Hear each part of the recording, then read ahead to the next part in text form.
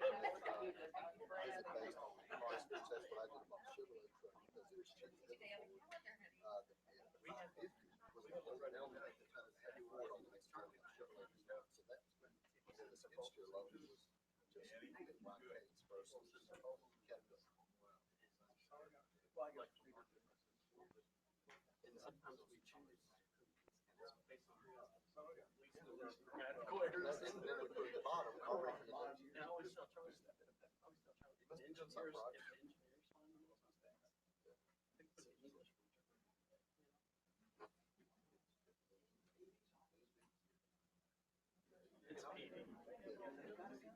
Yeah. So you can tell that's getting into right memo.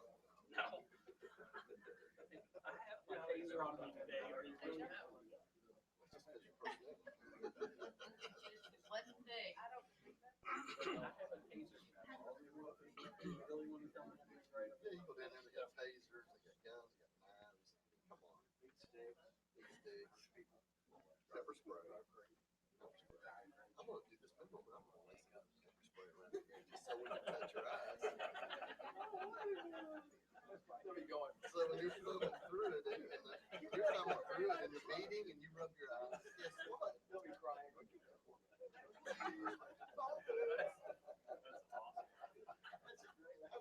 Oh, man.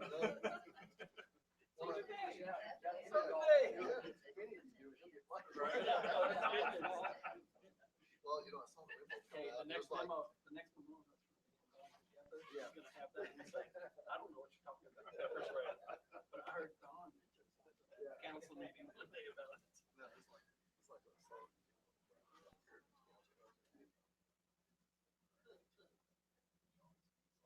Oh, no one likes how am I going to do this? Yeah. How am I going to do this?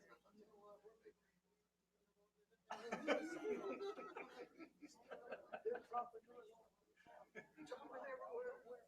We have a we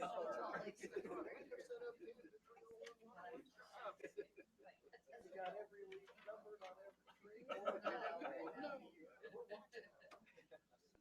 We've said scouts. Yeah, there you go. You got Optimus Prime. That's what Mary said. No, Gus said if it was formal, I would Gus said nice. You would start giggling, basically.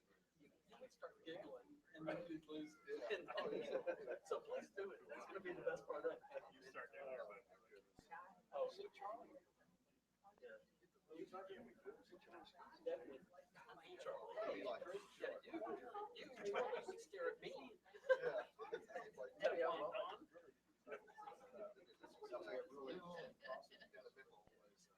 Yeah. Oh, I get it, man. Yeah, I'm sure it does. Actually, I would just. Is this an update for the one chart, but Oh, yes, the bounds? Is this an update for one's already in the bounds? I had because it didn't go email on it about Mary. If you don't go up on the third floor, how you gonna get them? If you don't go up on the third floor, how you gonna get them? I don't blame you. Called stairs. Stairs. That's the mic. No, it puts a weight strain on the elevator. With all that does is like, yeah.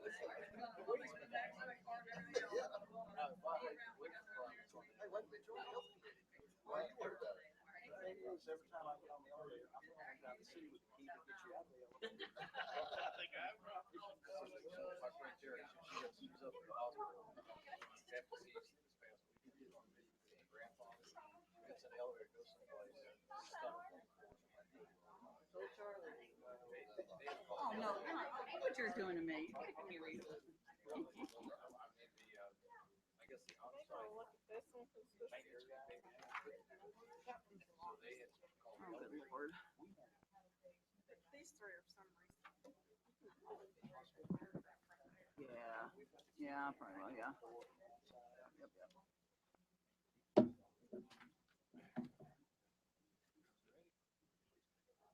So who, did you highlight these? It highlighted those, it's what was changed from the one to the other. Oh, okay. Okay. Yeah, did he mention the other? Smoking out there. So. I he was waiting on it.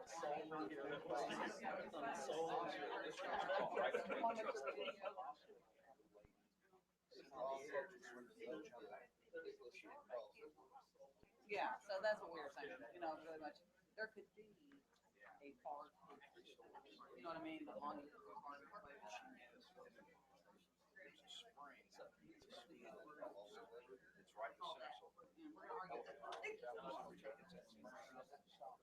So it flows out on the outside, Okay. Mary mentioned that, but this one's the longest. I'll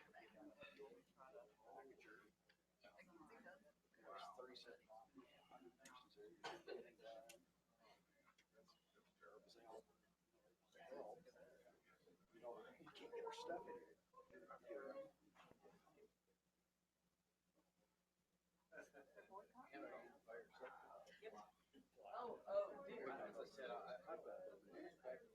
be grandpa. He's a grandpa.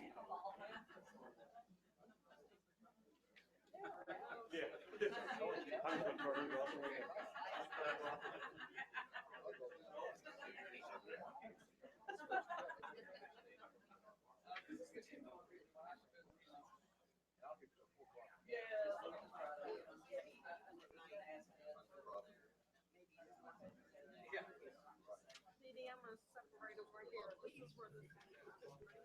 Oh, thank you, okay.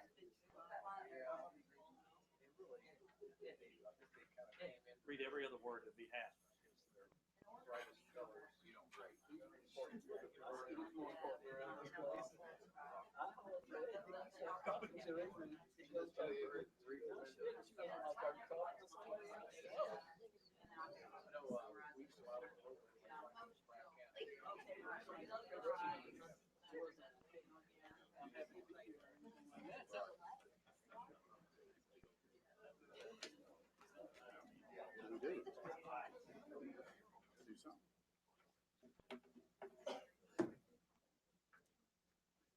Hey.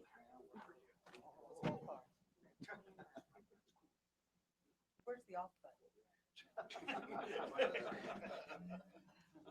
Welcome to the November the 2nd, Middletown City Council meeting. If you'd like to join us in prayer tonight, Marty, call for someone lead us. Let's pray. Father, we pause to say thank you. Thank you for the great community that we get to live in and raise families in. Father, thank you so much for the beauty of your hand throughout the trees. The leaves, whether they're on the ground or still on the trees, it's just a reminder of that same love that you have for us and the patience and the grace that you give us.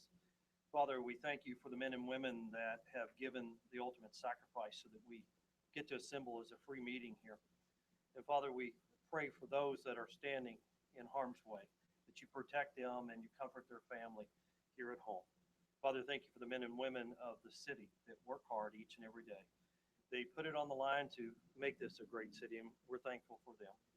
And Father, as we enter into a time of Thanksgiving, a season that we pause to be thankful, we're reminded to be thankful each and every day for you and what you give us in eternal life. Be with us throughout this meeting, Lord, that all that we do is pleasing to you. It's in your Son's holy name that we pray. Amen. Amen. Thank you, Marty. Do we have any scouts? Okay, well, join us in the pledge. I pledge Allegiance to the flag of the United States of America and to the republic for which it stands, one nation, under God, indivisible, with liberty and justice for all.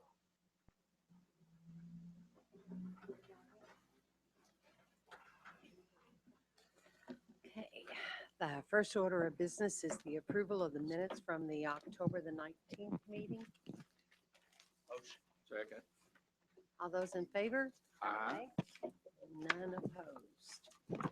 Okay, we have a presentation from the Chamber of Commerce by Kenny Rambo. Hi, welcome. This is your first time, isn't it? Yes, absolutely. A few months as vice chair, and Brad has taken off to the islands and sent me to bring his regards and an update from the Chamber of Commerce. Great, well, come up to the podium so we can all hear you and they can see you on TV. Well, once again, good afternoon, Mayor. Good afternoon, Council. I do bring regards from Brad Richardson and the Chamber of Commerce. Very pleased to share with you just a brief update about a few things that are going on in the life of the Chamber that we hope each of you and the community as a whole will want to be aware of. First, as some of you may be aware, the Chamber has recently completed work on a public policy survey under a council chaired by Greg Polly of the Sicilian Bank. We're very appreciative of all the local officials that have been assistive in that process, and we'll be publishing the results of that survey later this week. You'll be able to find that report of the feedback provided by the business community at hardenchamber.com. And we'd invite you to check that out and take a look at what feedback the business community has provided in that regard. We're very excited to share that we had double participation in terms of respondents versus last year's survey, and we expect that you will find those results very helpful in the work that you guys do. In terms of upcoming events for the Chamber, there are a number that are ahead on the calendar. I'll go ahead and jump forward to next week. We have a number of ribbon cuttings going on. Most notable, we'll be celebrating on Monday the 9th with your counterparts at Hardin County Government as they open their new facility. That ribbon cutting will take place at 1 o'clock on Monday, November the 9th, and there will be an open house and tours throughout that afternoon until I think about 6 p.m. So we'd invite you and those tuned in to check that event out. On Tuesday, the 10th, we'd invite you guys to check out Farm City Day. That is a long-standing tradition where we take an opportunity for business people that work within the commercial side of things in the city to take a look at the importance of our agricultural industry and what it means to the community as a whole. So again, that event is on November the 10th, a week from tomorrow. Registration is available at hardenchamber.com. Space is limited. This year's events will include a tour of EC3, the Hardin County Schools facility on the campus of EC, and a tour of Robin Brook Assisted Living Facility. So again, mark your calendars for that event, November the 10th. And then we're very excited to share that this month's membership luncheon, which just happens to coincide with Veterans Day on Wednesday the 11th, will feature guest speaker, our longtime friend and partner from Fort Knox, Major General Peggy Combs. So if you haven't already marked your calendar for the luncheon on Wednesday the 11th, we'd invite you to come out, celebrate Veterans Day with your lunch plans to include an update from the Commanding General of Fort Knox. So those are some of the things that are going on that Brad asked me to pass along to you. If there's any questions, I'm happy to field those as well. But we hope to see you guys out at some chamber events and do encourage you to check out that info that will be shared on the website very soon. Thank you very much. Appreciate it. Do we have a representative from the Heritage Council? Okay, Don Hill is going to talk about the falling leaves. Mayor, Council, good afternoon. And talk a little bit about our leaf disposal program, and then at the end I'll give a report of our activities as it relates to that for the month of October. The Department of Public Works recommends 4 ways to dispose of your leaves. First method would be clear bagged method. We ask that you limit the weight of those to 50 pounds. Also that you can place those near the street, not obstructing drainage ways or traffic flow. And those bags can be purchased at the Department of Public Works at 301 Waterworks Drive, Monday through Friday, 7:30 in the morning to 4:30 in the afternoon, or at Pritchard Community Center, 8 a.m. to 10 p.m. Monday through Saturday, and 12 noon to 7 p.m. on Sunday. The price of those is $3 for a roll of 25 or $27 for a case of 250. The next method we recommend is loose leaves. And again, place those loose leaves as close as you can to the curb or the street. We asked when you use that method that you separate brush and other debris from the leaves so we can pick those up and not mix them to cause operational delays in our vacuum equipment. Also, we ask that you place them in areas not near or away from power lines, cable TV lines, telephone lines, okay? The third method, of course, is composting. So some residents choose to do that, to use those leaves, mulch them, use them for fertilizer for their yards, their gardens, their flower beds. And then the last method is if you choose, or if a resident chooses a private contractor, we do have an outlet for those. So if they get a contractor that comes in, picks up their leaves, rakes them, does whatever, if they choose not to put them out at the street, we do have an outlet for those down on Waterworks Drive at the Public Works facility. Okay, we have the city is divided up into 5 areas, and I'll describe those. We run routes, and we typically start in Area 1, which we did today for leaves. And Area 1 is defined as west of 31W and north of St. John Road. Area 2 is west of 31W, south of St. John Road, and north of the CSX Railroad. Area 3 is east of 31W and north of North Miles Street. Area 4 is north of 31W, east of North Miles Street, and west of the CSX Railroad. And Area 5 is south of the CSX Railroad. So all areas south of CSX Railroad is Area 5. Today, we were in Area 4 for brush because even though we're in leaf season, we will continue our brush pickup. So we're in Area 4. Leaves, we started in Area 1 today. So we'll continue to run in Area 1 until the leaves are picked up. Then we move on to Area 2 and so on and so forth. Okay, we'll stay in those areas until the leaves are picked up, make that rotation, and then we'll start back in Area 1. For the month of October, we picked up 290 loads of brush, 89 loads of loose leaves, 21 loads of bag leaves. Okay, now the loose leaves obviously picked up last week after the rain the weekend before last. So there's a lot more leaves down in the last week than what we've seen during the month of October. We have personnel and equipment dedicated to not only leaves, but also brush. We've got 3 vacuum trucks out. We have small dumps and we have pickup trucks. So we've got a lot of personnel out and equipment dedicated to this operation. So are there any questions? I think it's important that some people have put their leaves in the bags in the street. Yes. You prefer those up in the yard, not in the street blocking traffic. Yes, we would prefer, yes, not in the drainage ways or blocking traffic. I think that some people think that if you put them out in the street that we'll pick them up sooner. We're running routes. So depends on how long it takes us to get through the routes. That's when we'll pick them up. I think the road just put them in the street, so it doesn't kill the grass. And that's true too. Yeah, if they sit, but we have phone calls, and when we get phone calls and they say, hey, I put brush out or I put leaves out, how long will it be? We can pretty well gauge it. I mean, now it's a little bit different because there's a lot more leaves down than what there was during the month or the first 3 weeks of October. So like today, I talked to a gentleman and I said, hey, we'll be done probably we'll be in your area probably the first of the week. So I mean, we can give them an idea of when we'll be there. Don, just a point of clarification though. The residents sometimes think that on Monday, they're gonna be only in Area 1, Tuesday only Area 2, Wednesday Area 3. It doesn't always work that way. It doesn't, Councilman Thomas, because the area, of course, the city has gotten bigger. Residents are taking advantage of the services that are being offered as far as brush and leaf pickup. So yes, it does. Like Area 1, that's in the Briarwood area, Right. On that side of town. We might be in there for 3 days. Right. Okay, so as soon as we get done there, then we move to the next. Sometimes residents will put stuff out after we've ran that route. So Just when you get them bagged, put them out there. when you get them back, just put them out there. Yes, sir. Okay, and if you have any questions, you can call 270-765-6121, extension 230. All right. Thank you. Thank you, Don. It is a great service. A lot of cities don't have, so. Okay, into appointments. We have an appointment tonight of Dean Kuhn to the Elizabethtown Board of Zoning Adjustment. He's filling the unexpired term of Tom Napier. This term will expire on December the 31st, 2017. Do we have a motion? Motion. All those in favor? Aye. Any opposed? Okay.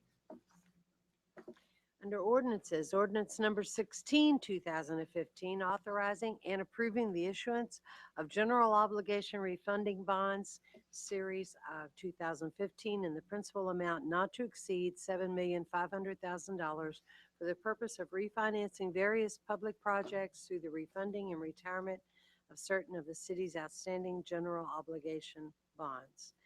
Now, this is a second reading. We need a motion to read the ordinance. Motion. Second. All those in favor? Aye. Mayor, in summary, this is a second reading. This is an ordinance which authorizes the issuance of not to exceed $7.5 million of the city's general obligation refunding bonds, series of 2015, to be issued for the purpose of refinancing and retiring a portion of the city's general obligation bonds, taxable Series A of 2010, dated August 4th, 2010. These were originally issued to finance the acquisition, construction, and equipping of the first phase of the Elizabethtown Sports Park. This was read the first time on October the 19th, 2015. Thank you, Dee Dee. This motion to adopt the ordinance. So moved. Second. This is a roll call, starting with Councilmember Marty Fulkerson. Yes. Yes. Yes. Yes. Yes. Thank you. Okay, ordinance number 17, 2015, authorizing the issuance of up to $35 million principal amount of industrial building revenue bonds, taxable series 2015, and one or more series for the purpose of refinancing an industrial building project, which is Acumetric. Motion to read this, and this also is the second reading. Second. All those in favor? Mayor, in summary, this is an ordinance which authorizes the issuance of not to exceed $35 million of industrial building revenue bonds, series of 2015, to be issued for the purpose of assisting Acumetric LLC, a Kentucky limited liability company, in the financing and acquisition, equipping, and installation of industrial building facilities consisting of the acquisition and improvement of real estate and industrial facilities located in the city of Elizabethtown, together with site improvements and appurtenances, new equipment, and machinery. This was read the first time on October the 19th, 2015. Thank you. Motion to adopt the ordinance. Motion. Second. Okay, this is a roll call vote, starting with Councilmember Tony Bishop. Yes. Yes. Yes. Yes. Yes. Yes. Thank you. Hey, ordinance number 18, 2015, permitting operation of golf carts on public roadways, establishing qualifications for operation, exempting same from title, registration, and emission compliance, and notice of preemption by Transportation Cabinet. Motion to read the ordinance. Motion. Second. All those in favor? And Mayor, I will read this in summary, but I would also like to point out that we have Annie here from UPS. They are the business that has asked for us to consider issuing this ordinance. So if you'll have any questions after I read it, in summary, she is available, here. But, okay, this is an ordinance which will allow for the operation of golf carts on our public roadways, provided they are, they're being used in conjunction with an ongoing business concern. We only allow the golf carts on roadways of up to 34 miles per hour. We do not allow the crossing of any roadway that is more than 35 miles per hour. The entity must go through a permitting process, first through the Hardin County Sheriff's Office, then with our Department of Planning and Development, and with our Elizabethtown Police Department. And also allows the business to utilize pods or storage containment units in order to facilitate the business. So this was read the first time on October the 19th, 2015. Thank you. I have a question. Sure. Yeah. And Annie, if you don't mind, if you come up to the podium.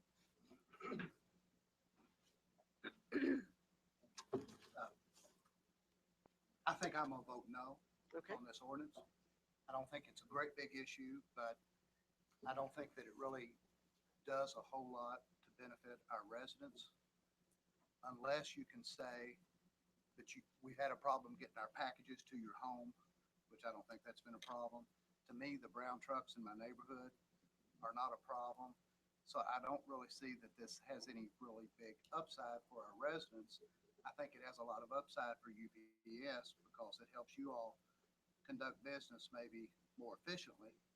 So I'll give you a chance to sway my opinion or to change my mind. But I just don't understand the big need for this from an Elizabethtown resident's perspective. Thank you, Mayor. Thank you, Council, for letting me have the opportunity to present to the council. First and foremost, UPS focuses on safety. So let's just start with the safety picture. When we run our large trucks in the neighborhoods, it does create, a different set of awareness when you've got children out there. So we like to think that during the school days, most of the school children are in school where they should be, and that if we have smaller equipment in the neighborhood, such as particular golf carts in this particular discussion, we have the opportunity to have a different awareness with the community. And that awareness also is we have DOT compliance on the carts and the boxes, so it's very safety oriented. So one benefit there. Second benefit is, yes, the members of the community do get their packages sooner during the day. And that's because we can focus on that particular area sooner. Whereas if we keep it on the large truck, most likely we've got to hit our commercial deliveries first, and then we go into the residential, because just as common sense, business closes, say at 5 o'clock. So we need to make sure we get those customers taken care of first. How it also benefits the community is just the whole notion of emissions anymore. We want to be friendly to the environment. So if we're using less gas, that helps everyone. So that's an additional benefit. I guess as a consumer, which I hope you all are, and hope you all do use the opportunity for e-commerce.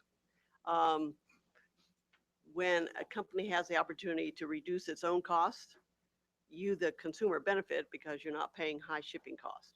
So there are several benefits to everyone. I like to say it's a partnership between UPS and the city of Elizabethtown. It's not designed to be UPS wins everything.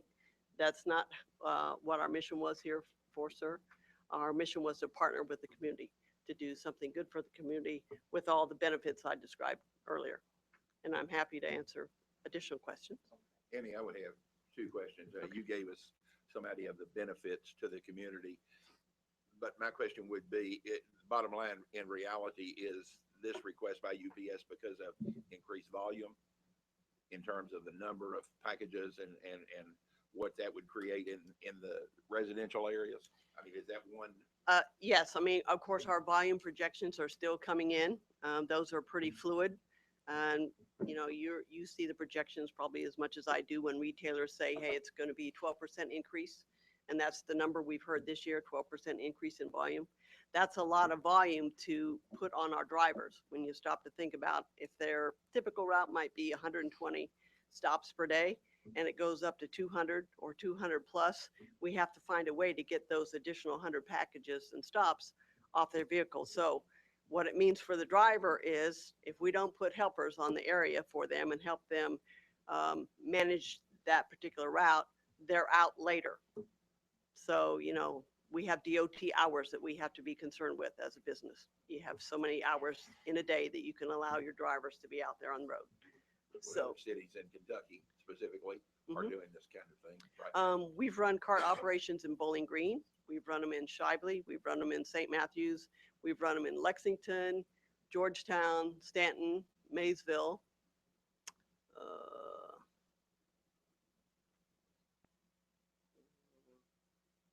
That's Ohio. There's probably a few more that I've forgotten off the top of my head, but we're sprinkled all over. And I when just, did this start by UPS? When did this first come about? well, actually, UPS uses carts in Florida quite a bit. So we were not the originator of the idea, but I came into it a year ago and we did it as first as I know in 2013 for the Ohio Valley area, Louisville, St. Matthews, Shively, Bowling Green. I'm going to ask one more question, then I'll be quiet. That's fine. Any idea as to the number, if this is approved, the number we could expect in Elizabethtown? Right now, I would say probably 1 to 4 carts because we want to start small. 1 to 4 pods? Yeah, 1 to 4 carts. And I could put 2 carts in 1 pod. Okay, So it could be 2 pods, could be 4 pods. okay. It all depends on where we have to situate these, the volume that's attached to it. But our thought process was, let's start small, let's have success, and then if things blossom in the years to come, then we can go full bore. But, you know, you've got criteria that we have to meet, such as the pods have to be set in a commercial area. That limits our ability where we can put pods. Now you have a lot of nice, beautiful neighborhoods, but if the volume and density isn't there, there's no reason for us to take it off the truck. So there's so many things that we have to consider when we're planning an independent operation like this. Couple specific concerns I had. Uh-huh. Because we are requiring you to put it in a commercial neighborhood, and because we're requiring you cannot cross a road with a speed limit greater than 35 miles per hour, which I'm in favor of all those things. In our town, we have neighborhoods right up next to those commercial properties where these pods would be setting. And I asked the question last week, and I'm sorry, I didn't know you were in the audience or you could explain it. But these pods are basically just cargo containers, Correct, shipping containers. correct. Okay. Is it possible that some of these shipping containers, are they old containers? Do they have graffiti painted on them? You know, these things come from all over the world. Right. So are you just going to grab one that, you know, and bring the first one that you I'm worried about it being unsightly I to the understand. residents Mhm. during the Christmas holiday season. Correct.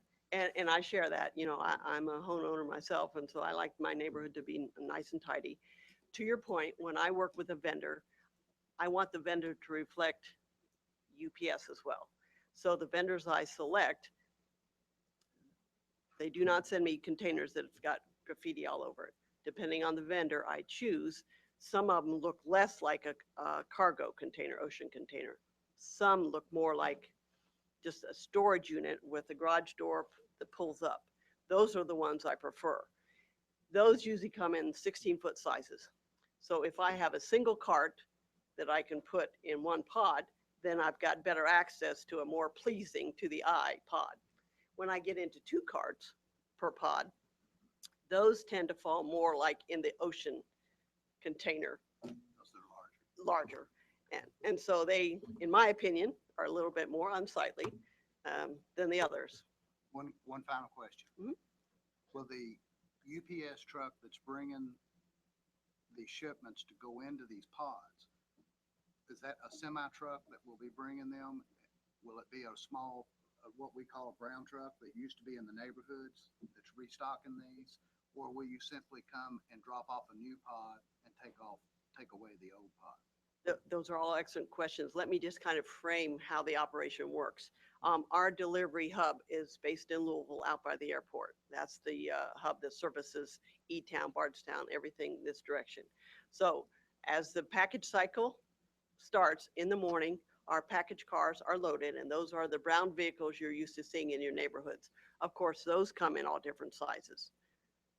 During Christmas, we also have to rent a fleet of trucks. So it could have on their budget, could have it on their Avas, could, you know, because we don't have enough trucks in our fleet to service the volume that time of year. And that you're already doing. That we're already Yeah, doing and right. have done. So on any given route, we could have the brown truck that you're used to seeing come and drop off the packages. And what they do, they leave the hub probably 9 o'clock in the morning, get down here, probably 9:45, 10 o'clock in the morning, and they unload. Let's just say there's 100 packages for a neighborhood. We would unload those 100 packages, 100 stops, put them in the pod, and then the driver helper who's going to run the golf cart for this area stays behind. The driver that just came from Louisville now goes on to maybe another commercial delivery, say whether it's Kmart or whatever. He goes on about his day, has all the rest of his deliveries for the day in his truck. So now behind him, we've got the driver helper with the pod. The person puts all the packages in the pod and then say takes 20 packages at a time, because that's all these little cargo box can handle. So you put 20 in the cargo box and then they go out and deliver the first 20. So let's just say it's on Main Street's not a good example.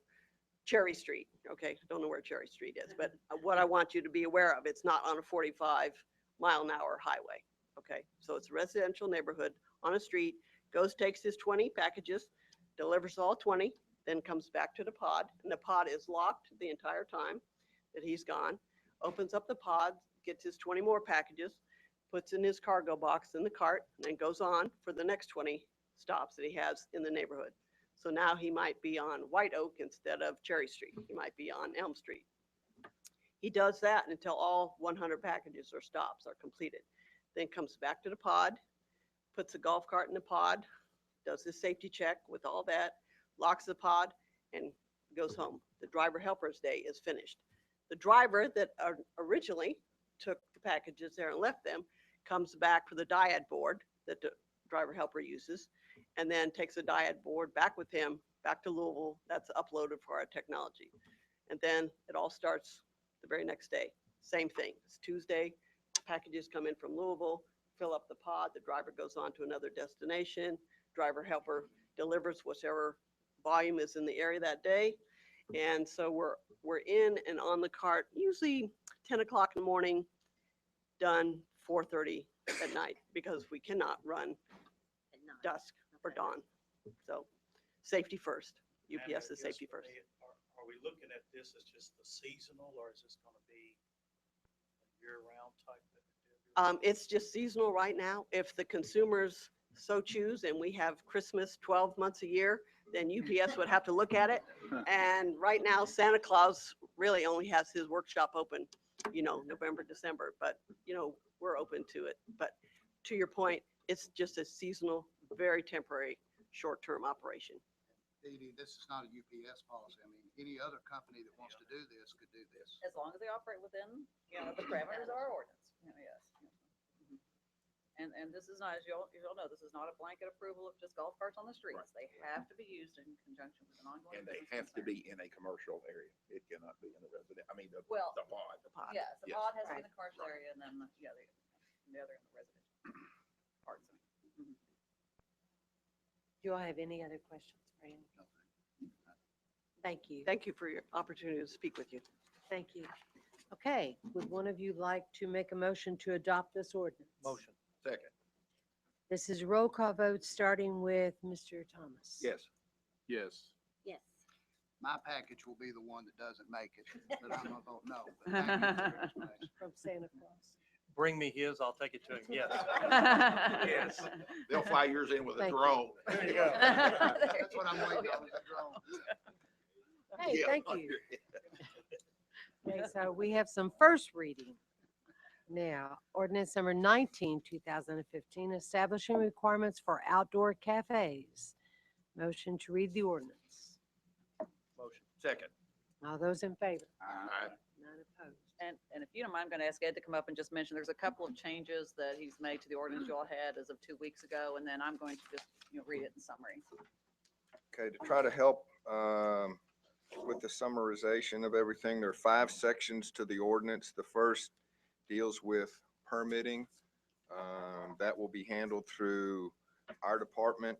I would note that there was one change from the discussion that we had in the past several weeks, and specifically last Monday, about when a permit is required. Would remind you all that they would not be required for downtown events. We also put an exception in there if it was tables only.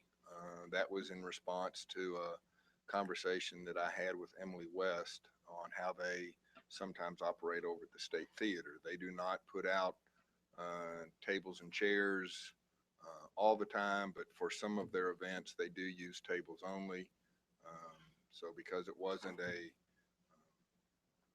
I know it's not permanent, but because it was not of a longer period of time, I wrote an exception in for that in the first section also. Section 2 deals with the application process and what has to be submitted to the city. There's a requirement that they must show us or provide a drawing showing where they are going to have the tables and chairs, the seating area. There's also requirements for insurance and having a proper business license. Again, based on the discussions we had last week during the work session, we added the requirement for the liquor liability insurance would also be required. Section 3 talks about the permitting fees. It's a $100 annual fee. The permit is good beginning January through December. There is a note or a standard in the ordinance that says we're not going to prorate that fee. So if you don't open your business till July and you want to have outdoor seating, you still have to obtain the annual permit, and it would go from July when you open your business till the end of the year, and then come January you'd have to get a new permit. There is also the requirement then under Section 4 deals with all the standards.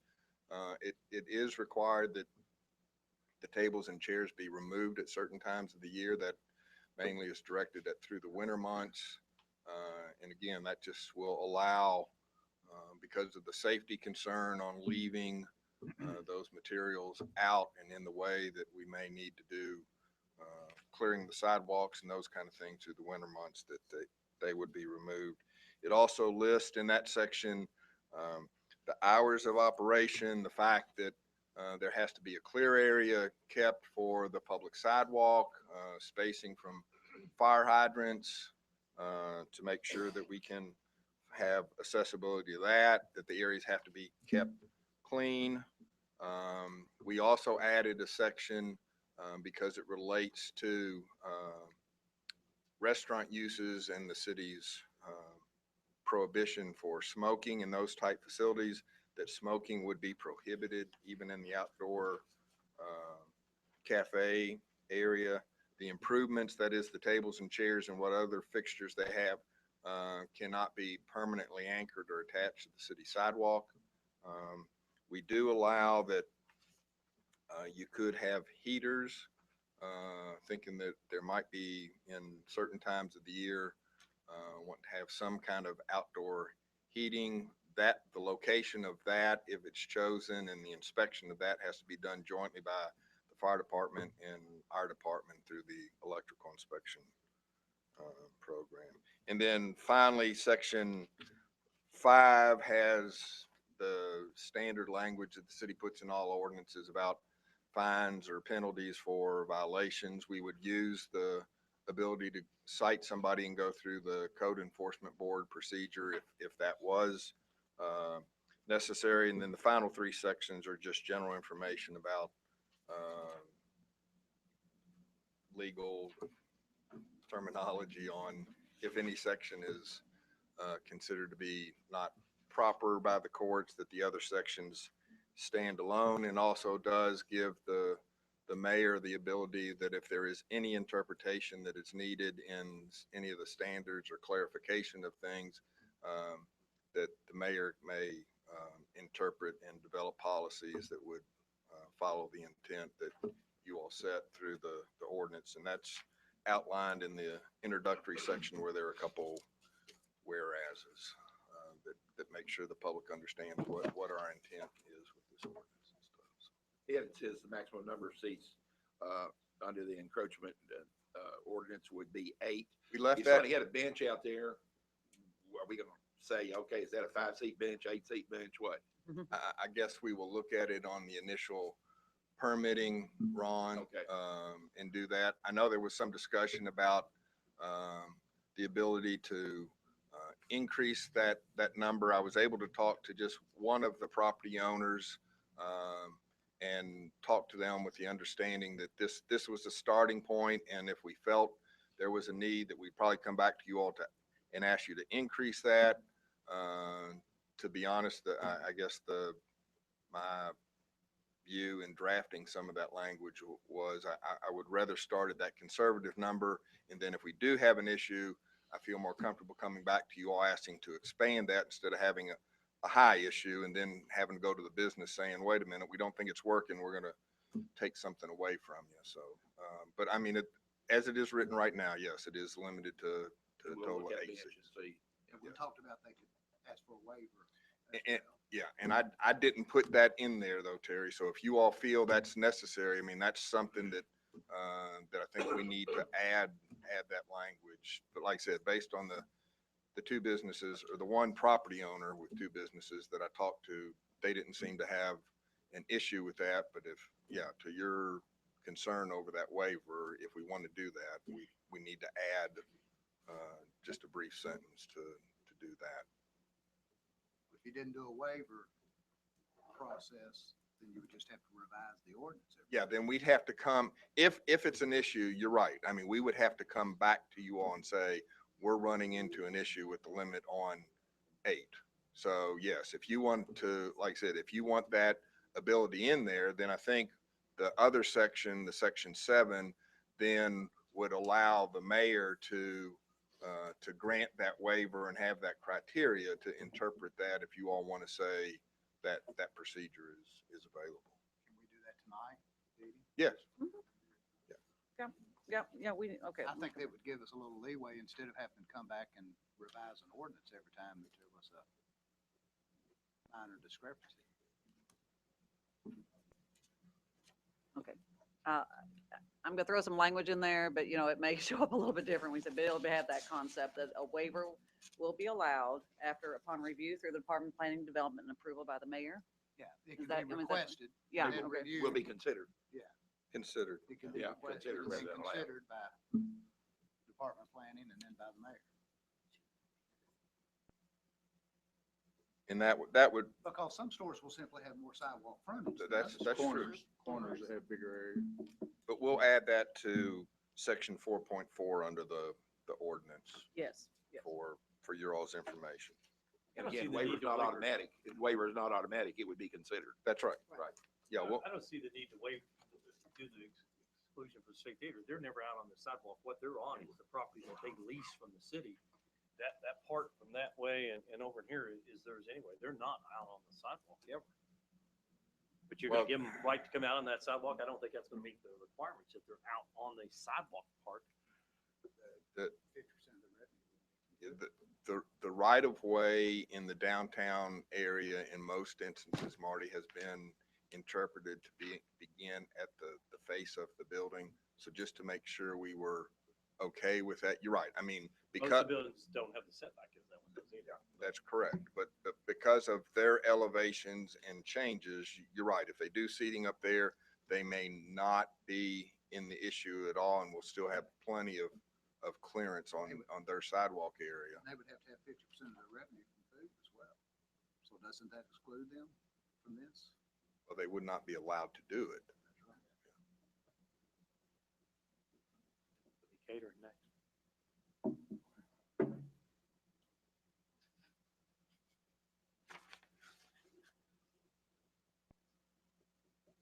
Okay. Okay, we motioned, we seconded, you're gonna read? Yes, ma'am. All Okay. right. Now, it's about 5 pages long, so again, I assume y'all want me to summarize it, but I'll read the language I have just added. This is, an ordinance number 19, 2015, establishing requirements for outdoor cafes. As Ed went through, a permit is required to do so. The exceptions to being required to get a permit are, as he said, during special community events recognized by the city, a listing of which shall be maintained in the office of the mayor. The other exception is then when the use of tables only occurs on fewer than 10 events per one calendar year. So those are exceptions to being required to get the permit. The permit is called an outdoor cafe encroachment permit.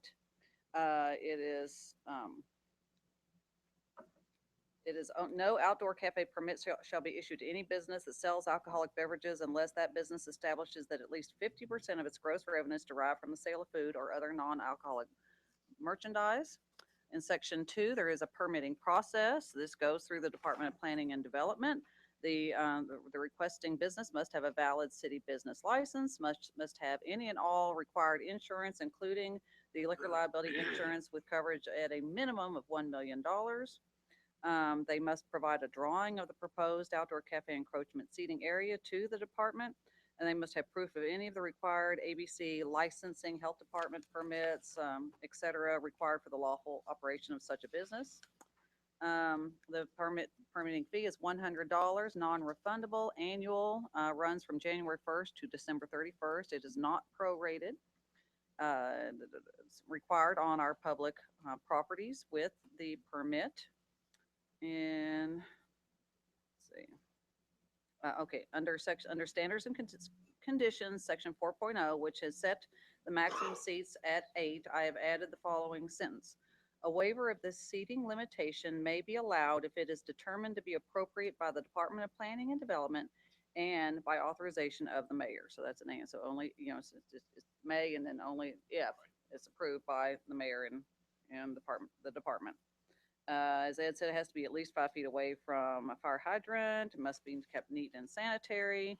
No loudspeakers. Patrons are not permitted to carry their own alcohol to the outdoor cafe encroachment area. Smoking is prohibited.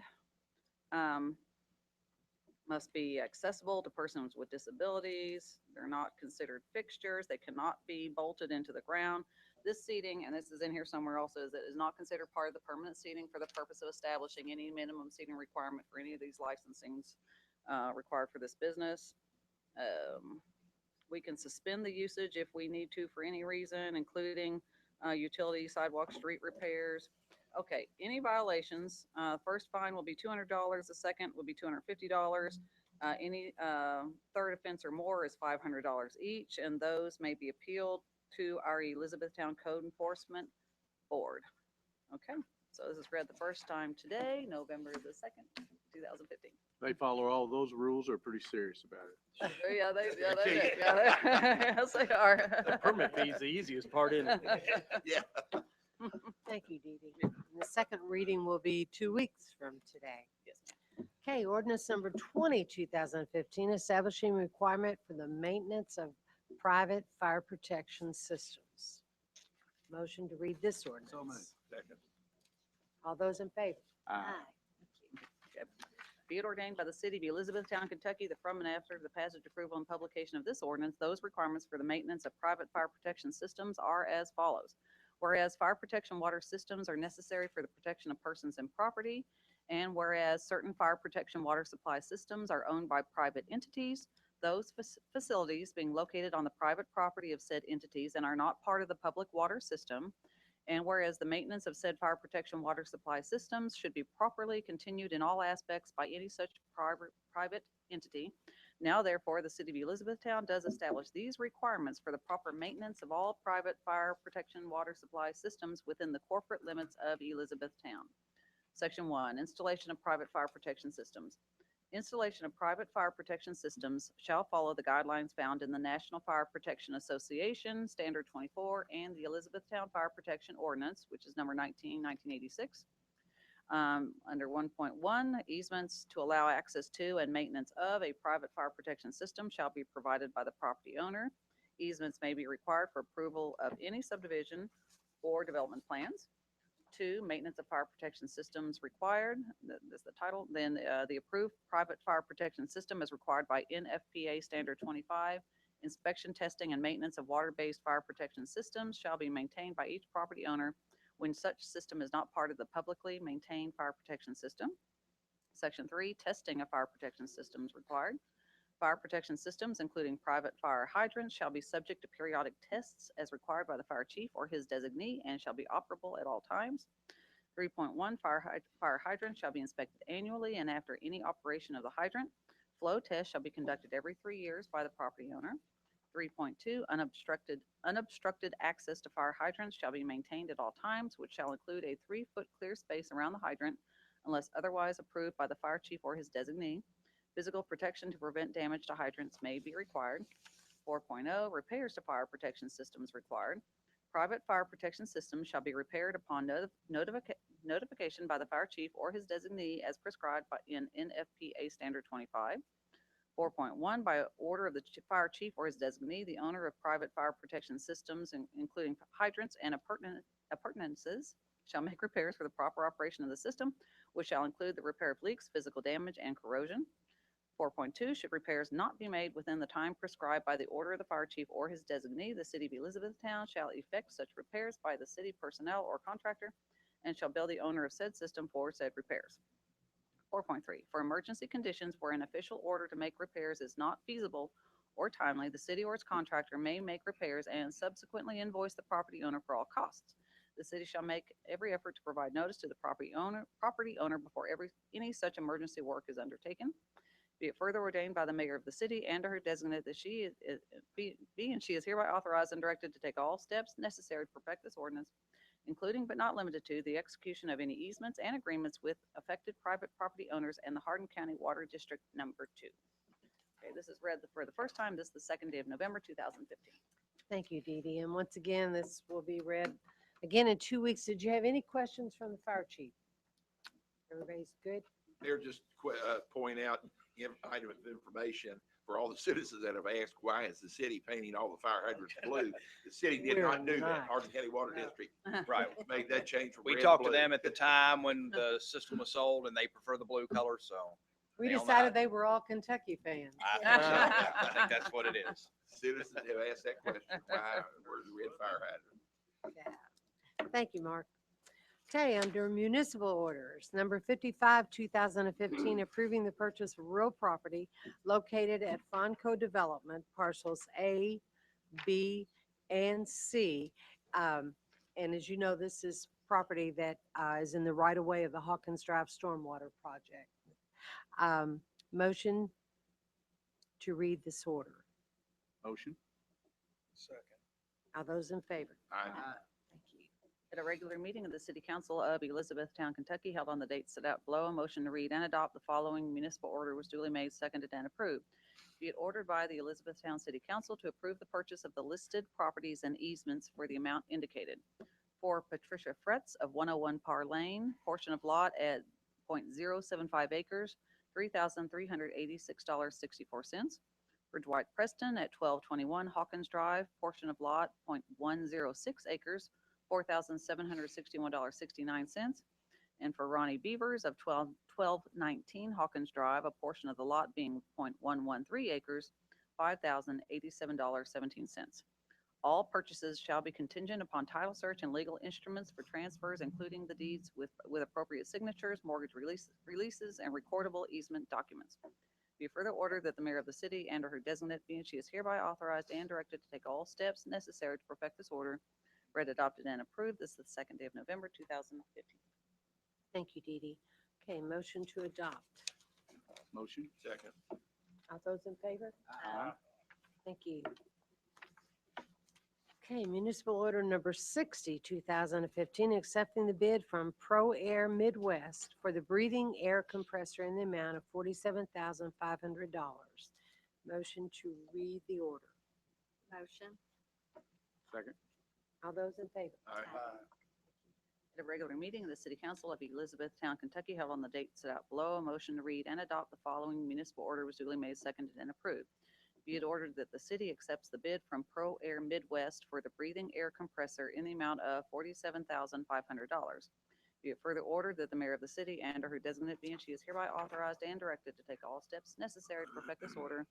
Read, adopted, and approved. This is the second day of November, 2015. Thank you, Dee Dee. Any questions about this? Yeah, I was gonna ask Mark, what are we doing now to refill the tanks if needed? We have a mobile system that we basically are driving it around to the Last stations. time the Mhm. compressor was gone. so. Yeah, it's completely shot. So this now allows us to be at our main station and we transfer bottles on scene where now we're driving it around. Thank you, Mark. Okay, motion to adopt. Motion. Second. All those in favor? Aye. At a regular meeting of the City Council of Elizabethtown, Kentucky, held on the date set out below, a motion to read and adopt the following municipal order I read that. from Bob Hook. It's okay. We're not ready for that one yet. I'm sorry. I Hey, skipped I've done it. I've ahead. done it lots of I times. was in the zone. I'm sorry. I was like, I'm ready to go. I'm gonna get this last one done. Sorry. I'm tired of reading. No, I'm sorry. Read it Okay. again. Yeah. Okay, now we're gonna do municipal order number 61, 2015, authorizing the purchase of a 2016 Chevrolet Tahoe from Bob Hook Chevrolet in the amount of $37,815, which is the state bid price. Motion for Dee Dee to read this order. Second. All those in favor? Aye. Now I'll read the last municipal order. Okay. All right. At a regular meeting of the City Council of Elizabethtown, Kentucky, held on the date set out below, motion to read and adopt the following municipal order was duly made, seconded, and approved. Be it ordered that the city authorizes the purchase of a 2016 Chevrolet Tahoe from Bob Hook Chevrolet in the amount of $37,815, which is the state bid price. This vehicle is for the fire department. Be further ordered that the mayor of the city and or her designate is authorized and directed to take all steps necessary to perfect this order. Read, adopted, and approved. This is the second day of November, 2015. Thank you. Motion to adopt. Motion. Second. All those in favor? Aye. Thank you.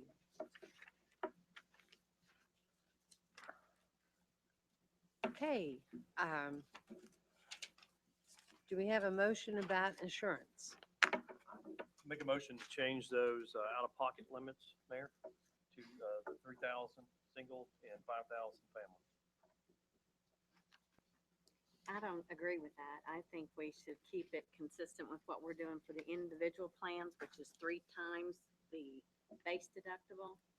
So with that in mind, it should be 3,000, 9,000, 9,000. which was originally presented.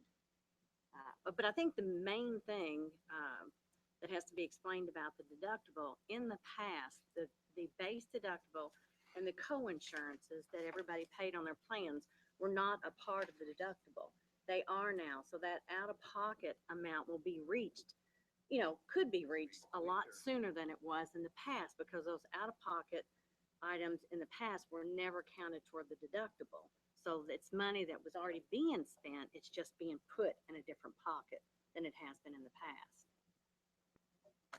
And my issue is, as I have stated to you all individually, and I stated here in the council chambers, is that this is not the change of the 5,000 or taking it to 9,000 is not fixing the huge cost that we're having with health insurance for the city. This is a nice dressing that looks good. And so I think that being realistic in there and changing that back, the family out-of-pocket 5,000 is the right thing to do. If we're thinking that it's going to address the extra $1 million that we're having to put in beyond what is budgeted to cover healthcare costs, that's wrong, because that's in the pharmaceuticals. And that's in the reimbursement. No, it's not everything. It's not just pharmaceuticals. Well, that what go in is, but there. the greatest, and he sat there and said it, is that we need to change pharmaceuticals, but that's a lot of work to do. And so. And Councilman Fullerton, I I'm see. talking about Jeff Baltus. So, he's here. So. Yeah. And I see what you're saying. We've had considerable discussion, and I'm going to agree with Councilwoman Walker on that we accept. We can't, the mistake we made, we didn't change this thing 5 years ago. And we're not going to be able to correct it, I don't think, in 1 year. And we've talked considerable length. I think over a period of time, we can get it back in line. But I agree with Councilwoman Walker. I think that we ought to go with the proposed 3,000 single, 9,000 family. Well, and I think the other thing we have to keep in mind is as the carriers start looking at, if we're going to bid it this coming year, they're going to look at where our deductibles are. And if we're not in line with what most of the programs are, it's going to affect the cost of insurance and the reinsurance that is used to help the city pay for the benefits in this plan. That could be detrimental if the reinsurance costs go through the roof. That's the first time I'd ever heard Jeff Baltus talk about that. So, again, I don't think we've gotten the service that the city deserves. That's another issue. And I will certainly push that we rebid this. Oh, and I would agree. I It definitely, should've I been- thought we it all was agree. going to be Should've been rebid rebid. We all this agree, year. but I Right. think we also looking at a timetable. And we're under the gun. Which I thought we said at budget time. Yes. Okay, Was that a motion? Did Marty get a Councilwoman? I did second? not get a second. Okay. You didn't get a second, And right? it's not the My only vote I've motion lost. was the Charles. deductible stay at 3,000, 9,000 for the family plan. And I will second that motion. okay, all those in favor? Uh, Aye. All those opposed? Of Cindy's Of motion. Cindy's, yeah, that's, I'm voting no, Mayor. Would you like to do that again? So, okay, all those in favor? Aye. All those opposed? Aye. Okay. Okay, we have a informational item from Mr. Reynolds. Thanks, Mayor. Been in contact, or CSX has been in contact with me concerning closing down 3 crossings to repair the crossings. Those 3 are Nicholas Street at the bypass. So if you're coming off the bypass, the exit ramp, the Nicholas Street, right across from that crossing, Pinnacle Lane, and then Gaither Station Road are the 3 that they're looking at. Gaither Station is going to be closed down completely. Pinnacle, they're going to do a drive around for it because it's a dead end street, and Nicholas Street's going to be closed down completely. Tentatively, they're saying November 12th and 13th, so next to Thursday and Friday for that. So closing. Nicholas Street would just be 2 days. That's what they're saying right now. They're saying all 3 of those in 2 days, but they are going to get back. No, all 3 of them, the 12th and Oh, we're gonna do 13th all for 3 all of them 3 of them today. at the same Okay. time. That's what they're telling us. Now, Pinnacle and Gaither Station obviously are in the county, so they've said they've been in contact with them as well, but Gaither Station affects us for our sewer plant, so. Any chance they paint the overpass while they were here? I asked her and she said, sir, I'm a contractor. I'm not sure. And I said, just checking with you. Just thought I'd check while I Thank had you for you. asking, Scott. Nicholas needs it bad. And bad Ga- shape. I don't know if y'all have been down Gaither Station, Pinnacle Lane is rock. So all that rock's washing out in Gaither Station, and Gaither Station itself is really rough. So it's needed, but tentatively they're saying next Thursday and Friday. So thought I'd let you all know. Thank you. Thank you, Mr. Scott. Thank you. Okay, we need, I need a motion to close the meeting according to KRS 61.810. to, A, conduct deliberation on future acquisition or sale of real property by the city, and B, to discuss the general nature of existing and possible litigation by the city. So Motion. moved. All those in favor? Aye. Thank you. And there will be action. Mayor, you said there would be? There will be. Okay. Which means we'll be back here pretty quick.